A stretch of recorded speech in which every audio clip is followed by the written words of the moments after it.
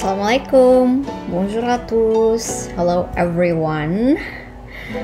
I'm so sad to not be able to record this on my tablet. I mean to screen record this on my tablet. Entah kenapa, errornya cuman karena mikrofonnya sedang digunakan, padahal lagi nggak pakai mikrofon. So I decided to screen record this on my MacBook. So ya, buat yang baru nonton, gue Nadia, tapi ada juga yang panggil gue Nara. Gara-gara dulu ada banyak orang yang bernama depan Nadia. Buat yang baru nonton channel ini, it's a long story, tapi intinya gue pengen dipanggil Nara aja pas di Indonesia. So ya,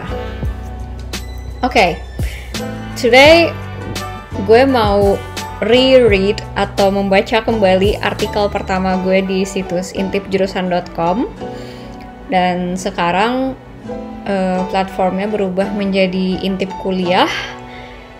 Itu gue taunya via Instagram. And I also want to reread the comments, pengen baca kembali komentar-komentar yang ada di artikel gue, cuman buat react gimana gaya bahasa gue hampir 4 tahun yang lalu semenjak gue nulis artikel ini. Apalagi dengan berjalannya waktu, gue cukup sadar akan penggunaan bahasa dalam kutip pintar yang belum tentu orang pahami, tapi entah kenapa gue pengen bener-bener muntahin semuanya walau hanya intinya doang. Disclaimer dulu nih, I'm sorry kalau gue ngomongnya campur 2 bahkan sampai 3 bahasa sekaligus at the same time, because that's just how my brain works. Begitulah cara otakku bekerja. Tanpa basa-basi, kita langsung mulai aja. As you guys can see here, gue pakai nama Grandis, padahal di akte kelahiran nama gue cuma Nadia Rahmania. Kelihatan juga pas gue kenalan di awal. Gue pakai nama Grandis tuh di berbagai macam social media, kayak Facebook, Twitter, and then Instagram. Walaupun Twitter dan Instagram gue udah pakai aksara Jawa, kecuali LinkedIn aku pakai nama Nadia Rahmania aja.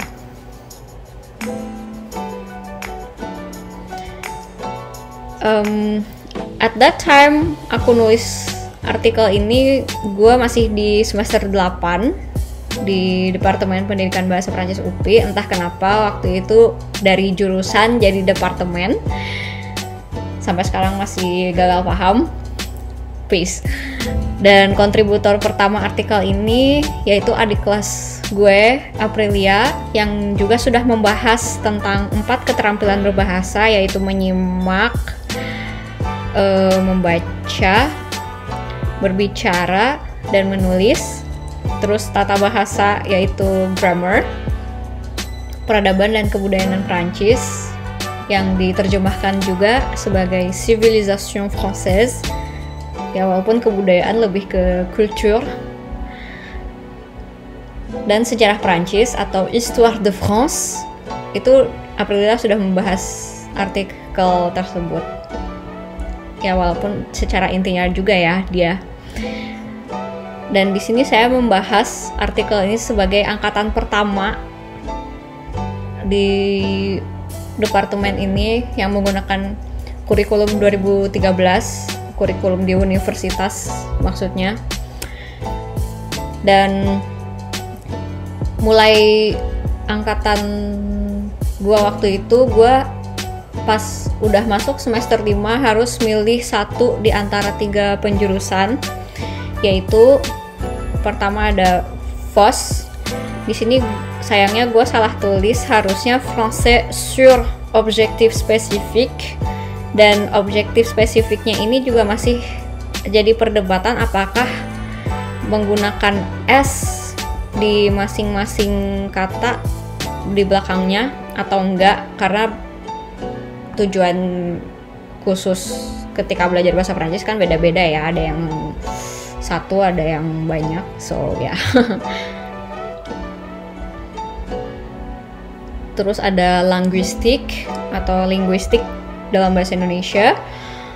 Terus ada traduction atau penerjemahan. Terus saya pribadi milih linguistik dengan alasan waktu itu pengen jadi ahli bahasa, leksikografis, guru, dosen bahasa dan lain-lain. Prospek sih sebenarnya. Selain itu karena pertama kali gue mempelajari linguistik secara umum atau linguistik general dalam bahasa Prancis, itu entah kenapa ada sesuatu yang benar-benar menarik perhatian gue waktu itu, dan di situ langsung gue tuh orangnya dulu se-curious itu mengenai bahasa dan pengen bener-bener deeper, detailed ketika belajar bahasa. So even the language science pun aku penasaran banget kayak gimana. So ya, dan untuk cabang linguistiknya sendiri juga gue bahas seperti yang kalian bisa lihat di sini. Cuman waktu gue belajar linguistik, gue lebih belajar ke 3 ini aja, yaitu morfologi, sintaksis, semantik. Sintaksis ketika semester 5, terus morfologi, semantik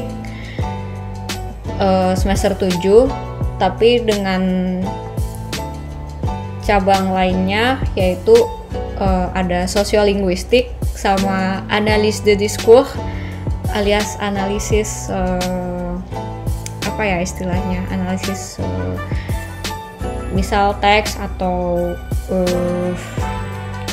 wacana. Nah, itu istilah bahasa Indonesianya. Dan jujur, my first impression on learning linguistics back then was like, I can finally know the pattern. Aku akhirnya kayak tahu banget pola dalam suatu bahasa, terutama bahasa Prancis. Kayak misal waktu itu gue belajar morfologi di linguistik general, waktu itu benar-benar gue tahu yang namanya pola kata benda jenis kelamin perempuan, kata benda jenis kelamin laki-laki dalam bahasa Prancis dan lain-lain. Terutama flexion verbal alias bahasa Prancis kan apa ya, tiap subjek kayak aku, kamu, anda dan lain-lain gitu kan beda-beda ya bentukan verbanya gitu.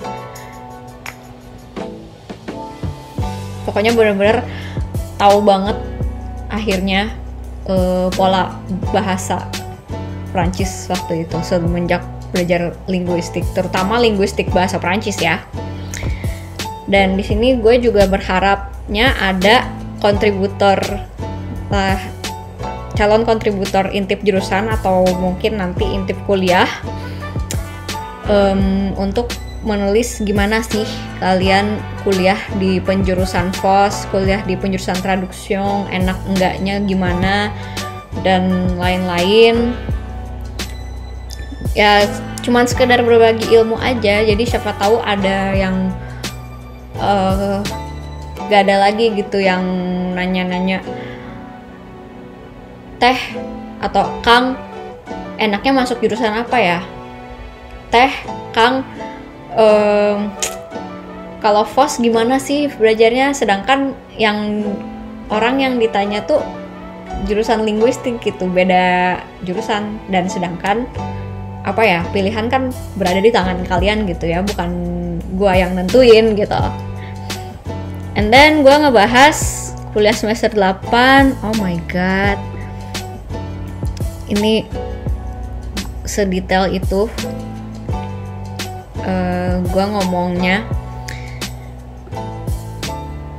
Bahasa umumnya ini sebenarnya tuh magang ya, tapi tidak banyak juga, bukan tidak banyak sih, banyak juga kampus-kampus lainnya yang memang istilahnya tuh PPL, PKL, PLP, anything, yang penting turun ke lapangan gitu ya.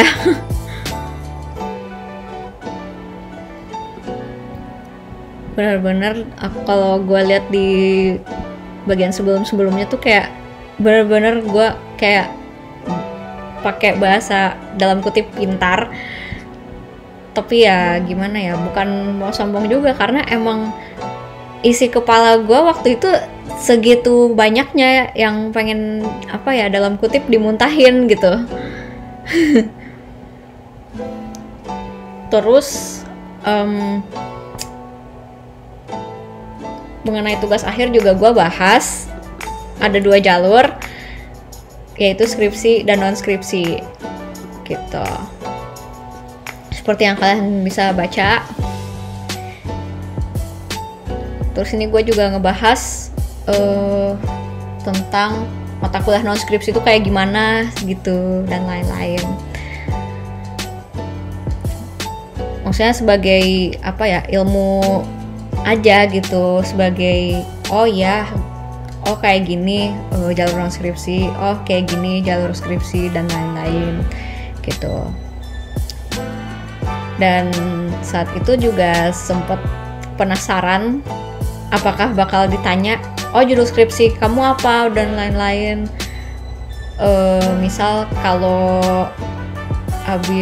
mau kerja atau kalau mau ngelamar beasiswa ditanyain judul skripsi gitu-gitu, sempet penasaran juga bakal ditanya atau enggak gitu. Makanya gue nulis ini, apakah judul skripsi dipertanyakan bla bla bla gitu. Dan dengan enaknya gue nulis fully recommended, sedangkan tiap orang kan beda-beda ya minat dan pengen kuliah di jurusan mananya. Terus dengan enaknya juga gue ngebandingin sama yang belajar bahasanya lewat les doang. Tapi selain itu gue juga buat mereka yang belajar bahasanya via les, gurunya dari mana? Jelas dari jurusan bahasa Prancis, baik itu sastra maupun pendidikan, ya tergantung orangnya yang saat itu kerja di lembaga tersebut, karena ya ada yang sastra, ada yang pendidikan. Waktu gue pribadi pernah les juga gitu sebelum kuliah di jurusan ini gitu. And then ada lagi gue campur bahasa dalam satu kalimat.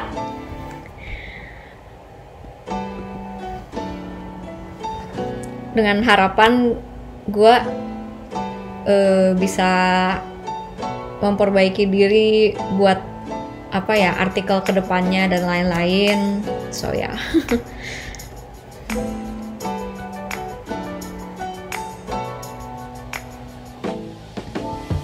Salah satunya karena gue nulis menerima rekomendasi di kolom komentar, siapa tahu disuruh revisi atau gimana lah. Karena jujur gue yang namanya nulis artikel dulu se-perfeksionis itu, dan pengen gitu misal ada remark atau beberapa bagian yang misal kata admin situsnya ini tuh harus gue perbaikin gitu. Okay, so there are like 50 thoughts, comments mungkin ya. Entah ini termasuk komentar gue atau enggak.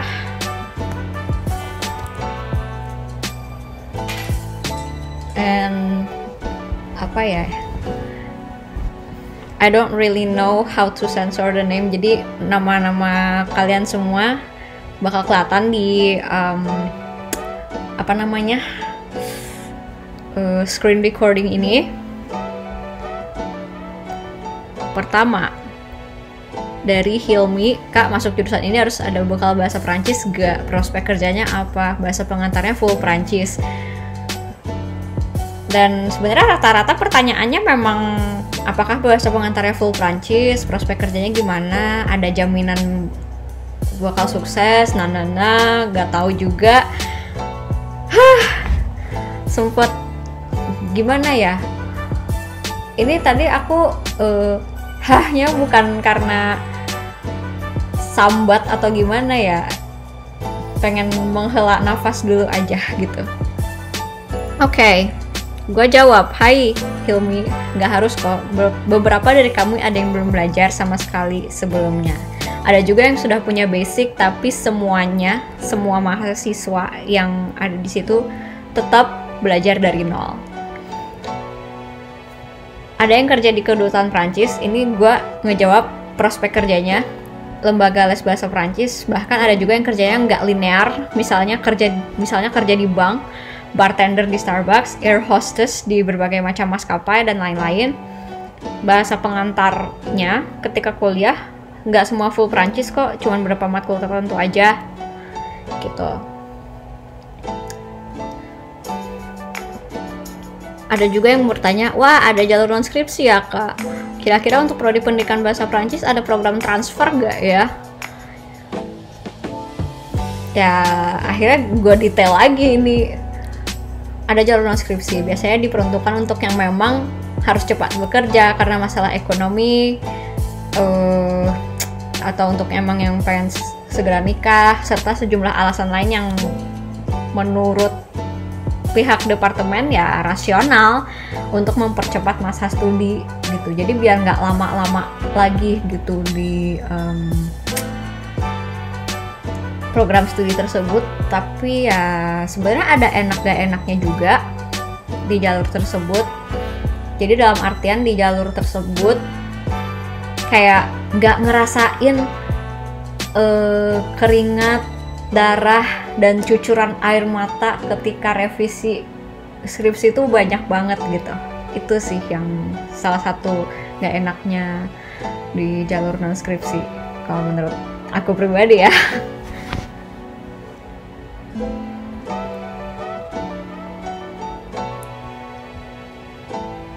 Untuk program transfer waktu itu gue lebih ngebahas tentang pertukaran mahasiswa tanah air, yaitu program Permata yang waktu itu ada pertukaran UPI UNY, and then ada yang minta nomor WA. Waktu itu sempet gue jawab via email, tapi abis itu dia kayak pengen les bahasa Prancis gratis dan lain-lain, dan saat itu sempet hati tuh entah kenapa, entah itu hati atau insting gue sendiri yang mulai nggak enak. Kenapa pengennya gratis, kenapa ini, kenapa gitu, dan lain-lain. Atau mungkin lebih parah lagi, kak saya dari jurusan bahasa Prancis nih, pengen dong kakak yang ngerjain tugas saya.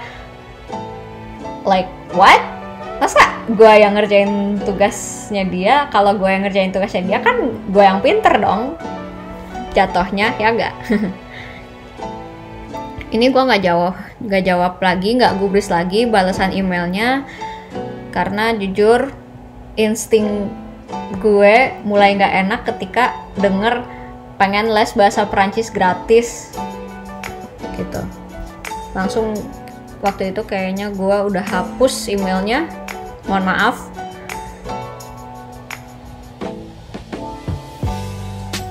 Terus ada juga yang nanyanya tuh jalur SNMPTN, SBMPTN, dan lain-lain.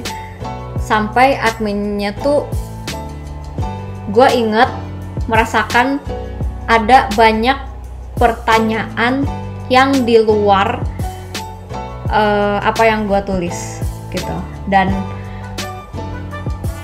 entah gimana dulu dia memfilter, tapi ya mau nggak mau ya, bukan mau nggak mau, gue emang enjoy aja jawabin orang-orang gitu.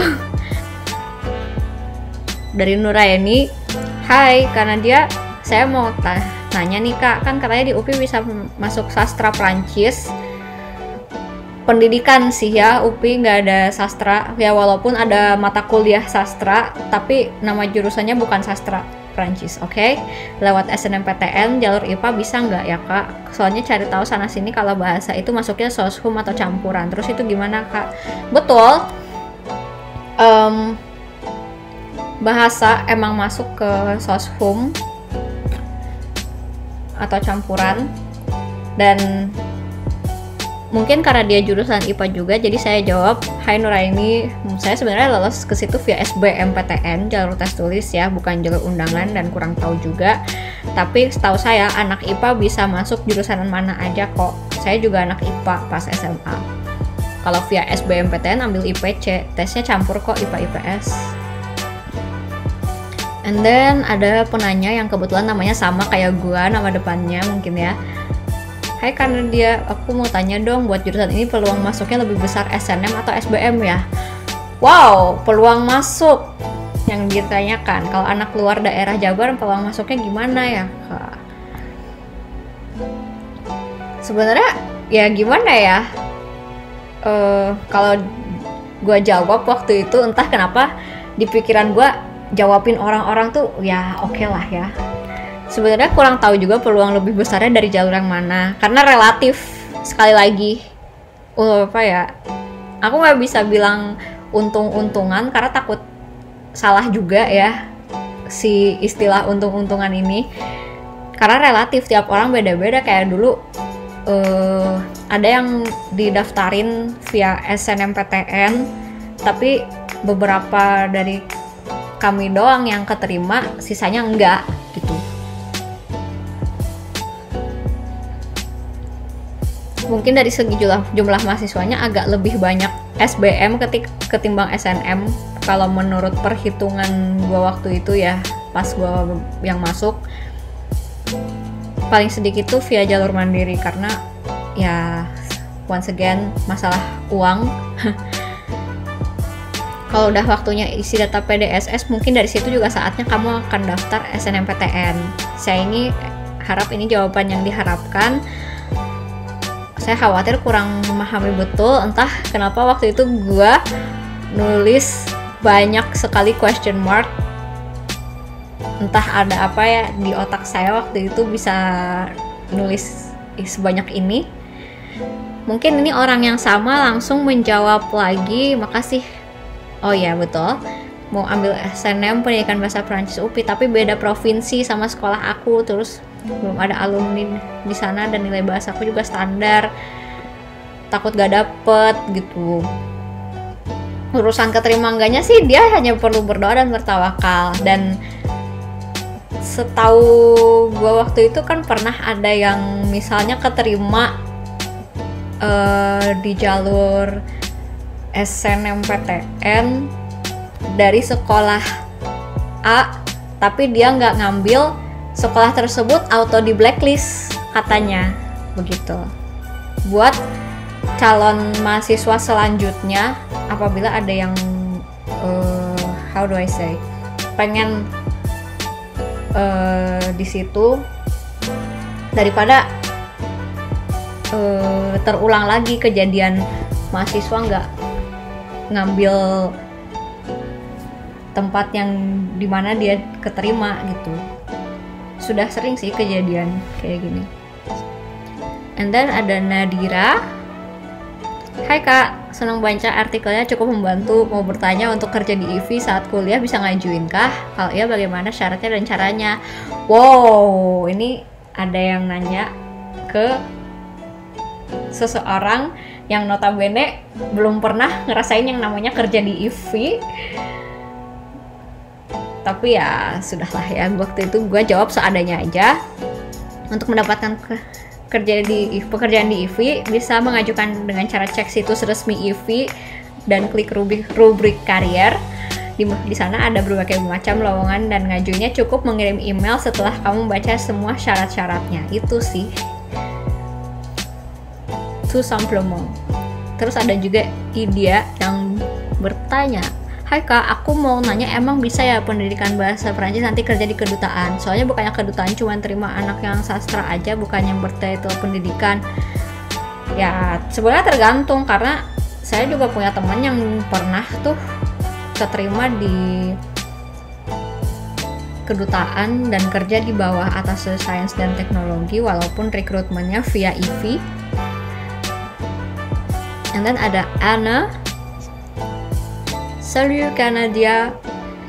Salut itu kayak hello, hi gitu antar teman. Padahal aku gue gak tahu ini orang gimana ya, karena gak lumrah aja buat yang belum saling mengenal udah ngomong salut. Lebih jatuhnya harusnya lebih ke bonjour aja gitu, atau bonsoir kalau ngirim komentarnya malam-malam. Bedanya jurusan pendidikan bahasa Perancis dan sastra Perancis apa ya? Tolong jelaskan dong kak. Wow, saya yang belum pernah masuk sastra Perancis, karena dulu gue juga sebenarnya pengen masuk sastra Perancis di kampus salah satu guru bahasa Inggrisku dulu yang juga dulu kuliahnya sastra Perancis. Jadi saya jawab, saya belum pernah ngalamin sastra, ngalaminnya yang pendidikan doang. Tapi setahu saya pendidikan ditujukan untuk mengajarkan ilmu bahasa Perancis, sedangkan sastra mungkin lebih fokus ke karya-karya sastra dan apresiasi sastranya gitu. Tapi aku gak tahu, jadi buat kalian yang jurusannya sastra Perancis, dimanapun kalian berada, silahkan bantu jawab via komentar ini, hehe. And then ada Devi, Kak Mai, I don't know, ini kayaknya dia salah sebut nama. Kak mau nanya, kalau belum ada basic tentang bahasa Perancis, boleh pilih bahasa Perancis gak ya? As I have said before, mungkin dia nggak ngelihat komentar-komentar sebelumnya atau gimana, I don't really know her side of story. Akhirnya saya dengan sabarnya menjawab, untuk jenjang S1 pasti semua mahasiswa-mahasiswi belajar dari nol layaknya les. Baik yang sudah punya basic maupun yang belum sama sekali. Tapi kalau kuliah ada beberapa materi yang kita harus cari sendiri. Benar-benar ada usaha kita juga. And then ada Nina AJ yang tiba-tiba ngomong, saya berminat khusus bahasa Perancis dengan Anda bisa. Dengan santainya saya menjawab, apakah posisi Anda di Bandung? Terus kayaknya dia nggak jawab lagi.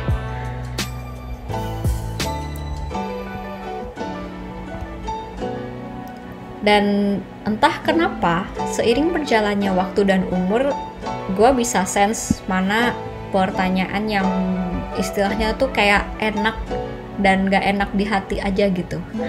Maaf ya.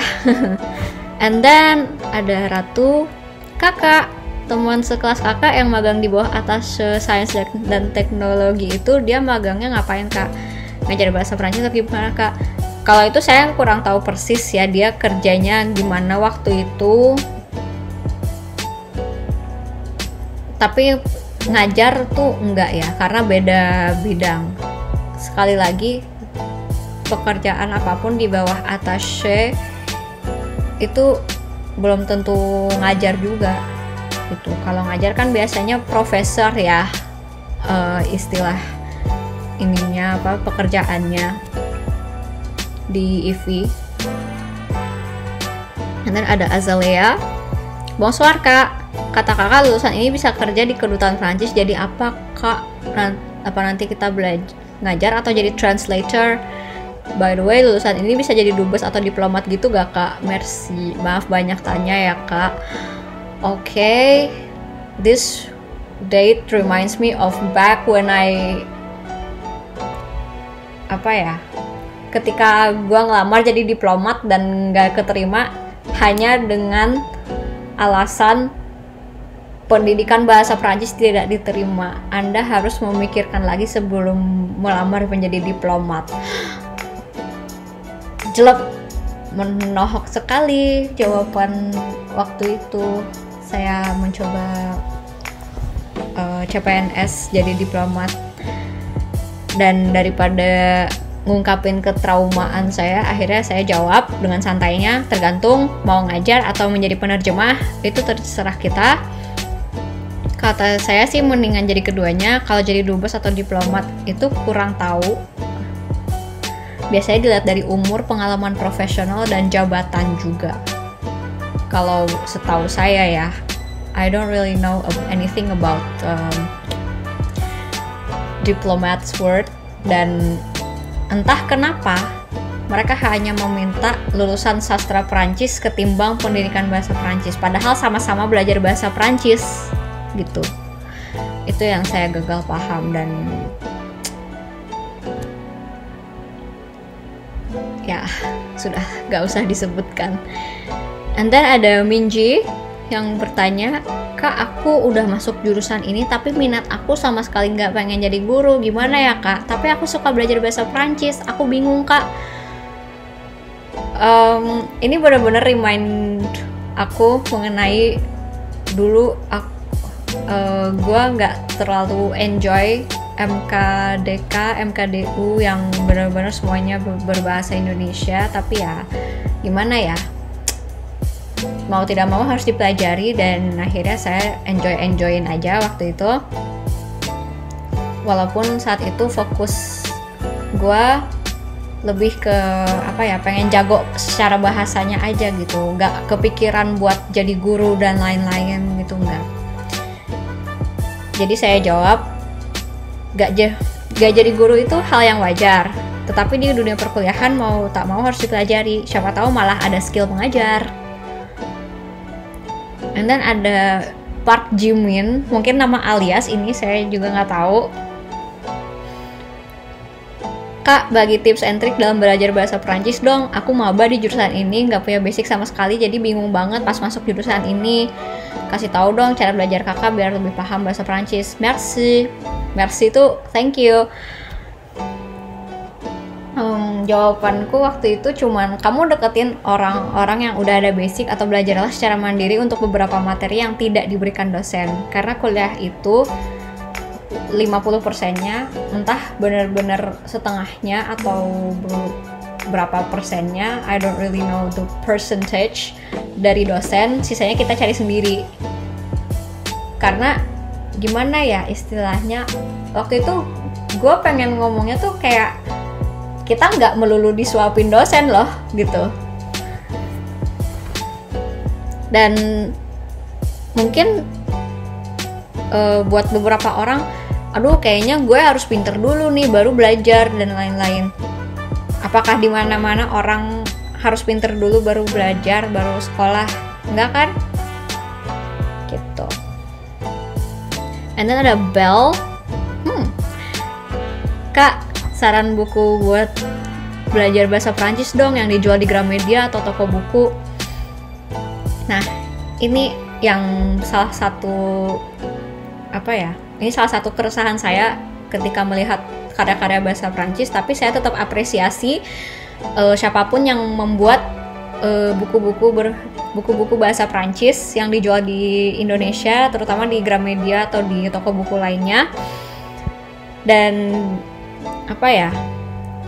saya hanya bisa menjawab, sebenarnya setiap buku bahasa Prancis di Gramedia atau di toko-toko buku lainnya menyajikan materi-materi dasar dan agak menengah yang sangat dibutuhkan dalam kehidupan sehari-hari.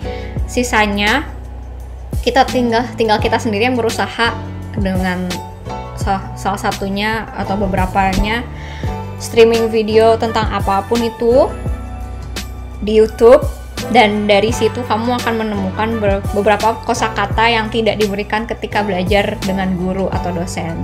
Selain itu, kita juga harus sering membaca, mulailah dengan bacaan untuk anak-anak bagi yang baru belajar, terus bertahap di buku cerita, dongeng, naskah drama, novel, bahkan buku-buku yang ada di kehidupan sehari-hari, misal buku agama, sosial, sains, dan lain-lain. Semoga komentar panjang ini bermanfaat untuk semua yang sudah berkomentar sebelumnya. Karena gimana ya,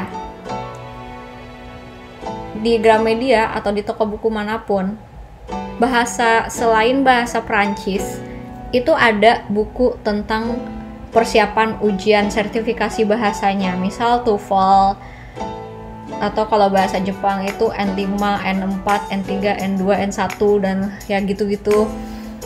Sedangkan entah kenapa tiap kali ke toko buku waktu di Indonesia itu jarang sekali ada yang namanya buku untuk persiapan DELF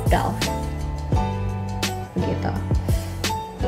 Mungkin selain karena belum ada, cukup sulit juga untuk menyajikannya untuk publik Indonesia gitu. Saya juga kurang tahu ya, cuman mudah-mudahan suatu hari nanti ada, karena gak banyak juga yang tiba-tiba minta tolong, Kak mau dong preparation DELF B2 sama kakak, kalau di sini mahal, hehe nggak ada duit, bla bla bla bla bla. Yang namanya mau meraih sesuatu pasti ada yang harus dikorbankan dong, jadi nggak bisa istilahnya, there is no such thing as free lunch gitu kalau dalam bahasa Inggrisnya. Gimana ya? Gak ada yang gratis, tapi mungkin orang itu belum tahu yang namanya investment, tapi berupa sebuah ilmu gitu.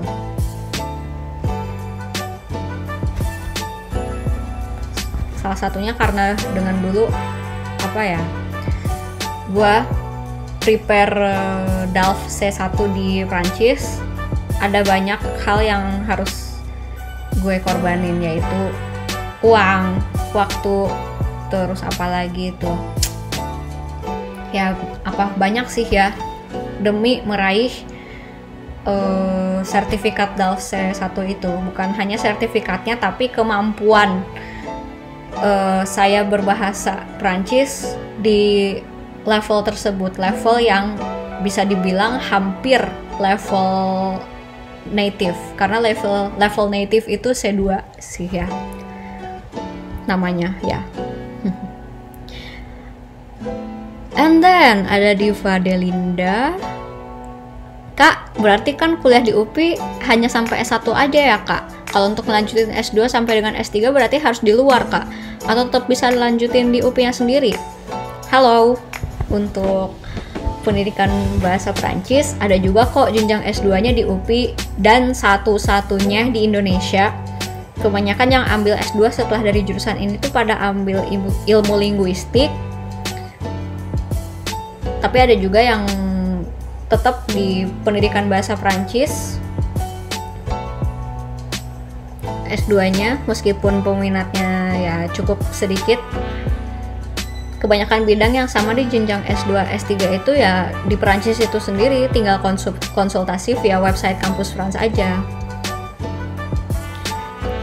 Dengar dari orang yang sama, Kak Nadia, apa benar di UPI bahasa Prancis dimulai dari nol pas pertama kali masuk? Yes, seperti beberapa pertanyaan sebelumnya. Yes. Dan apa udah terjamin masa depannya kalau ambil bahasa dan sastra Prancis di UPI? Sekali lagi, pendidikan bahasa Prancis, meskipun ada mata kuliah sastra, tolong jangan sekali lagi menyebut sastra Prancis di UPI sebagai nama jurusan, karena sastra Prancis di UPI itu hanya mata kuliah. Makasih Kak, saya cuma jawab jaminan masa depan tergantung rencana kamu. Dan jika kamu udah lulus dari jurusan ini tapi pengen banget kerja sebidang, you have to do your best and make the effort to get the job in the same field. Harus melakukan yang terbaik dan usaha untuk dapat pekerjaan yang memang sebidang. Perbanyak usaha dan doa. Alternatifnya, kalau misal belum dapat yang sebidang,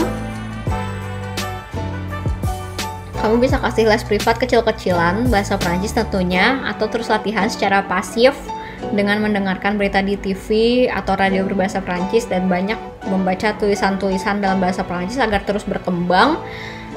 karena banyak kata-kata yang tidak diajarkan di kampus alias harus explore sendiri. Dan di poin ini sebenarnya adalah salah satu hal yang gue baru ketahui setelah S2, yaitu istilah long life learning. Itu pun setelah gue ikut salah satu mata kuliah yang berkaitan dengan pembelajaran secara mandiri, otonom gitu istilahnya.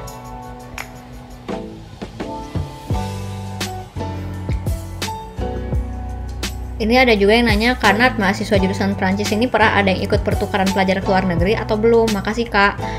Ini entah kenapa, apakah dari gue sendiri yang jawab seperti ini atau gimana, tapi setahu gue sih belum ada yang ke luar negeri. Tapi ya kalaupun toh ada yang ke luar negeri itu pasti karena salah satu kerjasama antara UPI dan misal salah satu universitas di Perancis, apa itu kalau nggak salah La Rochelle, Université de La Rochelle kalau nggak salah ya. Karena ada 2 mahasiswa waktu itu yang exchange selama 1 atau 2 semester, aku lupa, 1 semester kalau nggak salah. Wait, I forgot. Tapi ya pokoknya pernah mereka exchange di Prancis gitu.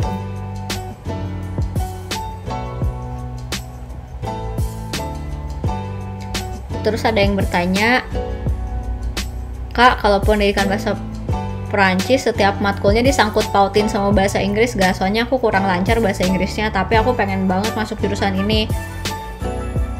Aku pun jawab, di jurusan saya ada mata kuliah bahasa Inggris dan hanya diadakan pada semester 1. Manfaatkan matkul tersebut atau sambil kuliah pendidikan bahasa Perancis, kamu bisa mengembangkan bahasa Inggrismu di salah satu lembaga yang harganya terjangkau atau belajar otodidak. Saya pribadi mengembangkan bahasa Inggris lewat lagu dan film, serta mata pelajaran semasa saya di bangku sekolah menggunakan kurikulum Cambridge. Nah, yes, salah satu permasalahan di Indonesia juga adalah banyak orang yang mohon maaf bahasa Inggrisnya kurang lancar. Entah kenapa harus saya lakukan lagi research mengenai hal tersebut, dan harus saya akui waktu itu gue merasa lebih mudah berbahasa Prancis karena kemampuan bahasa Inggris saya juga alhamdulillah lancar. Dan ada beberapa kata dalam bahasa Prancis yang menurut saya hanya dapat diterjemahkan dalam bahasa Inggris, walaupun sebenarnya ada penerjemahan bahasa Indonesianya, hanya saya yang belum explore atau saya yang belum tahu aja. So ya. Jadi buat kalian yang nanya gimana gue lancar bahasa Inggris, ya sebenarnya karena dari dulu udah dibiasain dari kecil diajarin bahasa Inggris lewat lagu sama papa, sampai ditanya artinya apa ini gitu. Terus ya walaupun waktu SD gue mulai belajar bahasa Inggris tuh bener-bener pas kelas 3 ada mata pelajarannya, padahal dari kelas 1 kelas 2 tuh kayak belajar sendiri aja atau sama papa, karena emang dikenalin lagu-lagu zaman dulu, zaman papaku dulu pakai bahasa Inggris gitu. And then ada penanya bernama Diaz, karena dia ada senior yang kerja di kedutaan nggak? Aku sebenarnya nggak mau ambil pendidikan karena nggak mau jadi guru, tapi aku pengen di UPI. Terus Kak, ada peminatan bahasa lain nggak? Kayak bahasa Spanyol, Portugis, atau Italia? Makasih Kak. Ya, dengan sabarnya saya jawab. Karena waktu itu entah kenapa insting gua kayak yang lah kok gini gitu. Tapi ya sudah. Untuk bahasa selain Perancis, seperti peminatan pada bahasa-bahasa yang serumpun dengan bahasa Perancis, itu sayangnya tidak ada. Terus gue juga ngeyakinin orang ini, ada kok alumni UPI yang bekerja di kedutaan Prancis, Swiss, atau Belgia dengan gelar sarjana pendidikan. Yakin aja dan ikhtiar terus. Nah, poin ini aku nggak terlalu ngegubris karena pertama, UPI itu Universitas Pendidikan Indonesia dan bahasa Prancis memang adanya ya pendidikan bahasa Prancis gitu ya, nggak seperti bahasa dan sastra Indonesia sama pendidikan bahasa Indonesia atau pendidikan bahasa Inggris dan sama bahasa dan sastra Inggris gitu. Kalau misal nggak mau pendidikan kan ada juga kampus selain di UPI yang juga ada jurusan bahasa Prancis. As simple as that sih. Terus ada yang komentar nama aliasnya di sini Blanche, nggak tahu nama asli dia siapa, apakah dia salah satu orang yang memfollow di Instagram atau enggak. Kak, aku merasa stres sama kuliah pendidikan bahasa Prancis. Ce n'est pas ma passion. Maintenant je suis au 5e semestre, dia kurang preposisi, et j'ai choisi d'arrêter. Saya terjemahkan, it's not my passion, ini bukan passion saya. Maintenant je suis au 5e semestre, saya sekarang di semester 5, et j'ai choisi d'arrêter, dan saya memilih untuk berhenti. Sebenarnya sebelum saya jawab komentarnya, saya cukup lama sih mikirnya, makanya dari jarak antara dia berkomentar dengan jawaban saya, akhirnya entah kenapa melihat gaya bahasa gue di sini, kok gue kayak motivator gitu.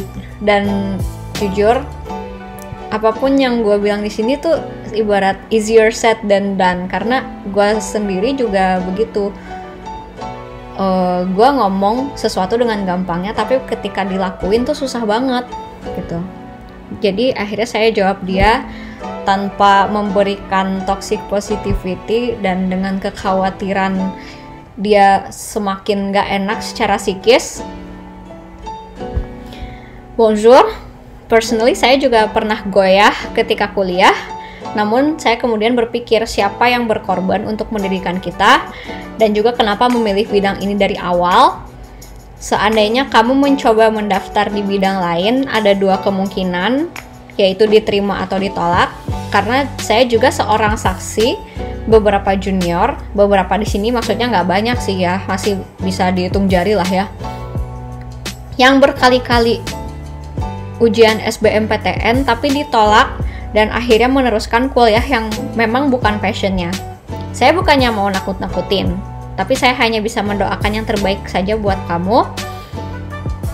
Motivasi saya waktu itu selama saya goyah adalah tetap semangat, jangan menyerah, jalanin dengan ikhlas, nikmatin proses belajarnya hingga alhamdulillah saya dihadiahi oleh pihak fakultas sebagai lulusan terbaik. Itu pun saya tidak percaya karena saya juga punya teman yang bahkan jauh lebih pintar daripada saya. Atau kalau istilah musik TikTok yang di remix di zaman sekarang tuh, jujur gua itu masih kalah jauh daripada teman gua yang menurut gua jauh lebih pintar dari gua gitu. Masalah berhenti atau tidak itu tergantung kamu, hanya jangan terlalu keras juga terhadap dirimu mengenai momen-momen di kehidupan perkuliahan yang saat ini kamu alami. Cordialement, kayak sincerely gitu. Kalau dalam bahasa Inggrisnya nama gue. And then ada Mignon V. Ya, walaupun setahu saya V mignon kalau dalam bahasa Prancis alias kata benda di depan, kata sifat ditaruh di belakang layaknya bahasa Indonesia. Kak, aku stres kuliah di bahasa Prancis karena aku nggak punya basic dan kesusahan untuk belajar. Padahal baru semester 3, rasanya pengen nyerah. Kalau boleh tahu kak, cara kakak belajar gimana? Bonjour, saya jawab. Ya jauh sih jaraknya waktu itu karena gue mungkin lagi kuliah juga. Banyak teman-teman saya yang nggak punya basic sama sekali sebelum masuk jurusan ini, dan yang pernah punya basic biasanya membantu juga. Sisanya apakah kita memforsir diri kita untuk terus belajar atau tidak belajar sama sekali karena dalam kutip merasa sudah pintar. Naudzubillah min zalik ya. Sebenarnya cara belajar setiap orang itu relatif ya, dan gak jarang juga orang-orang yang belajar secara autonomi itu masih banyak kesalahan daripada dosen. It's normal, karena dari kesalahan-kesalahan tersebut kita belajar. Saya pun demikian. Saya takut salah-salah perkataan mengenai ini, tapi coba tanya dirimu sendiri. Kenapa memilih bahasa Prancis? Kenapa saya kesulitan? Dan lain-lain. Saya pribadi pernah merasakan demikian, tetapi lama-kelamaan saya sadar bahwa jika kita menginginkan keberhasilan, kita juga harus menikmati proses, terutama dalam urusan studi. Semoga membantu jawaban ini. Oh my god, so motivator banget ya gue, padahal gue masih jauh dari kata motivator. Dan mulai di sini ada beberapa komentar yang nggak saya jawab, karena memang mungkin belum ada lagi komentar. Bukan belum ada lagi komentar, karena saya memang belum ada waktu untuk menjawab waktu itu atau bagaimana, I don't know. Kak, aku mau belajar bahasa Perancis sama Kanadia, boleh nggak sih? Aku mau coba tahun ini ambil jurusan bahasa Perancis. Itu nggak sempat gue jawab. Sebenarnya sih I would love to, tapi mohon maaf Nisa, pertanyaannya belum saya jawab karena saat itu saya benar-benar hektik dan sibuk juga, jadi nggak ada waktu untuk menjawab kamu. Mohon maaf, waktu itu saya pokoknya lagi hektik-hektiknya aja antara kuliah dan magang gitu.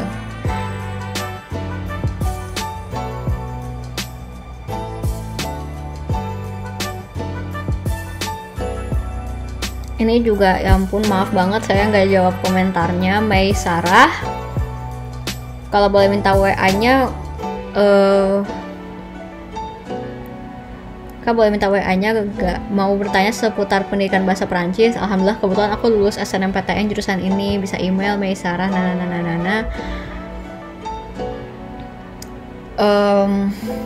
honestly sudah pengen tapi waktu itu gimana ya, I'm sorry I didn't answer your comment. Waktu itu gue nggak jawab komentar kamu karena saat itu gue lagi I had a hard time during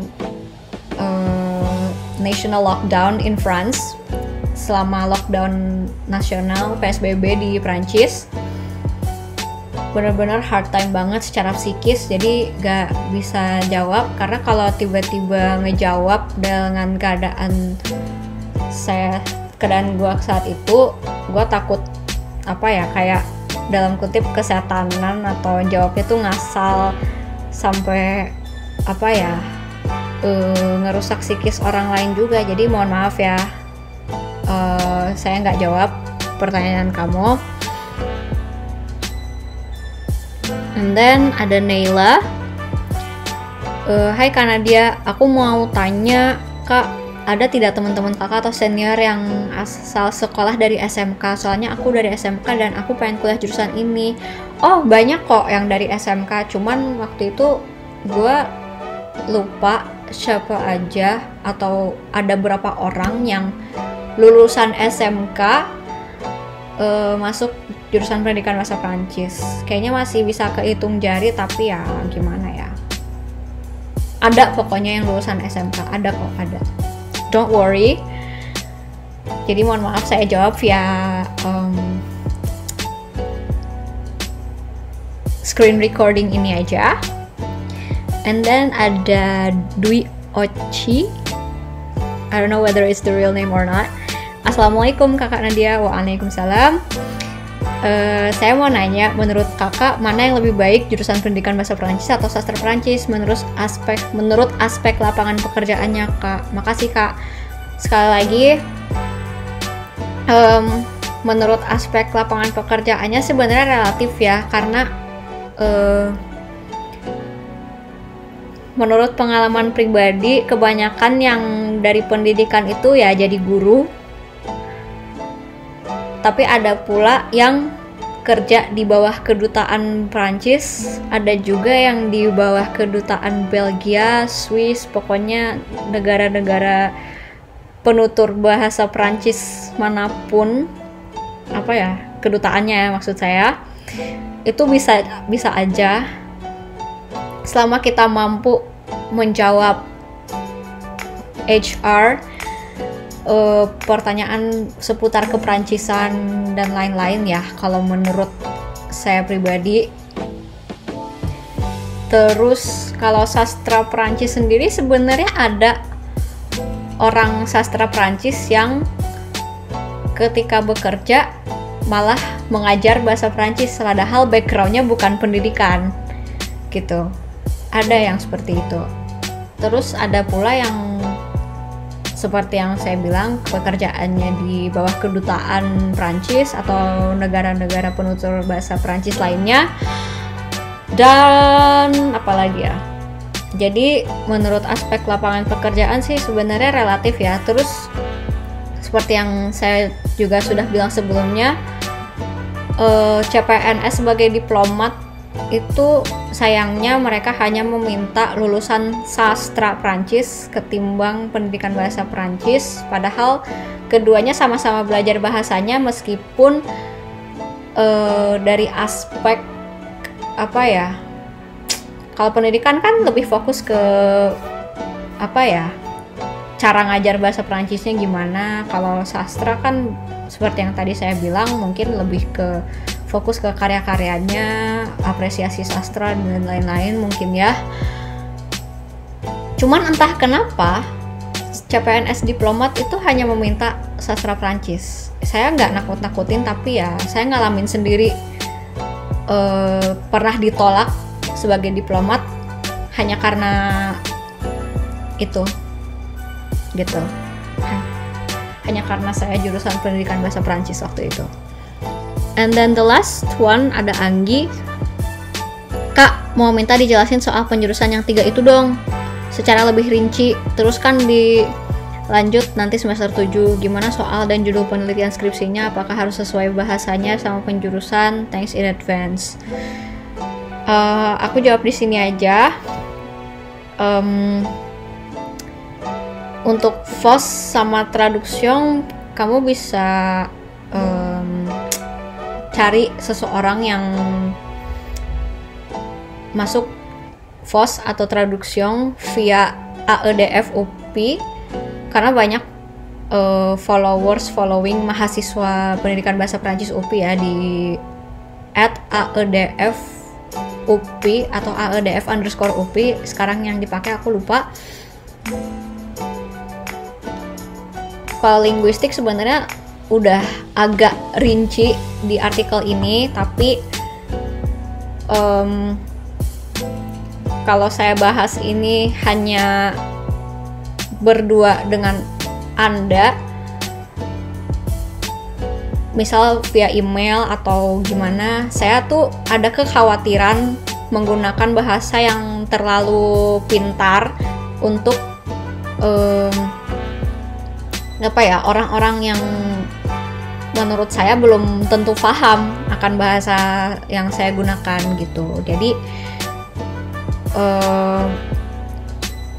kalian bisa cari informasi sendiri via jurusan tersebut ya. Kalau masalah judul dan penelitian skripsinya, ideally ya, misal apa ya, mahasiswa yang masuk FOS sebisa mungkin skripsinya di FOS. Begitu pula dengan yang apa ya, mahasiswa yang masuk traduction, apalagi mahasiswa yang masuk linguistik. Pernah kejadian ada mahasiswa FOS yang skripsinya mengenai linguistik padahal melenceng dari penjurusannya dia gitu. Dan menurut saya sendiri di pendidikan bahasa Prancis UPI ini, skripsi yang menurut saya lebih apa ya, dalam kutip universal, alias bisa diangkat, bisa dikerjakan oleh mahasiswa penjurusan apapun, ya lebih ke pengajaran pendidikan bahasa Prancis gitu, lebih ke misal penggunaan media A untuk meningkatkan keterampilan berbicara dalam bahasa Prancis. Itu sebenarnya siapapun yang mau itu anak FOS, traduction atau linguistik itu bisa skripsinya mengangkat hal tersebut begitu. Oke, so pertanyaan terakhir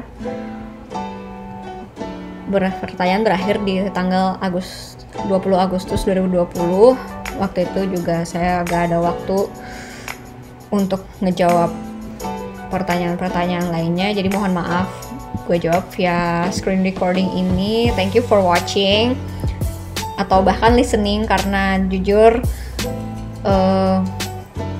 gue orangnya gak berani nampakin muka untuk saat ini di video YouTube. Dan I will see you guys on my next video. Jangan lupa like, comment, and subscribe. See you on my next video. Bye!